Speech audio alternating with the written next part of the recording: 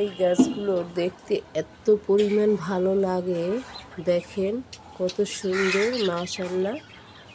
তারপর এই যে একটা গাছ, এই গাছটাও কিন্তু অনেক ভালো লাগে।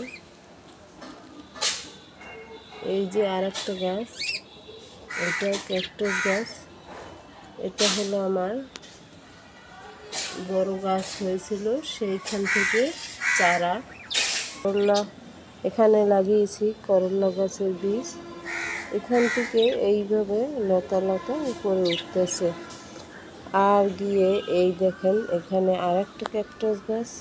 এই গাছটা কীরকম বুঝতে পারছি না, দেখেন একদম এইটাও লতার মতো বেয়ে বেয়ে উপরে উঠছে মাশাআল্লাহ। এই যে তার গোড়া, এইটা একদম একটুখানি গাছ চারা, এইখান থেকেই ওইটা হয়েছে, উপরে আস্তে আস্তে বেয়ে বেয়ে উপরে উঠছে। আর এই যে দেখুন লতা গাছ, এই গাছগুলো মাশাআল্লাহ অনেক সুন্দর। এটা কিন্তু আমার ব্যালকনি থেকে একদম নিচে ঝুলে পড়ছে, ব্যাক সাইডে অনেক দূর। তা এখন আর দেখানো যাচ্ছে না, কারণ একদম নিচে। তাই একটা মগের ভিতরে লাগিয়েছি, তবে এটা এখন পর্যন্ত আমি টব কিনিনি, তাই বড় টবে লাগাবো, তাই এখানে রেখে দিয়েছি এইভাবে। তারপর এখানেও এই যে এই একটা গাছ, এইটাও কিন্তু মাশাআল্লাহ অনেক সুন্দর।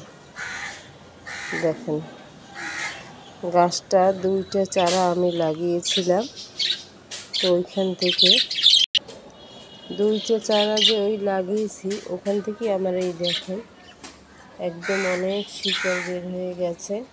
এইটার গোড়ায় আরও মাটি লাগবে।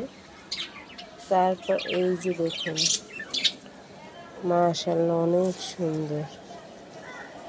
এই যে গাছগুলো এত পরিমাণ ফুল ফুটেছে, যা না দেখলে বোঝা যাবে না।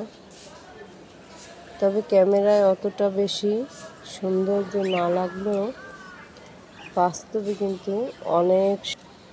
এই যে এই গাছটা এমনিতেই হয়েছে, এখানেও এই যে দেখছেন উল হয়েছে, এখানে হয়েছে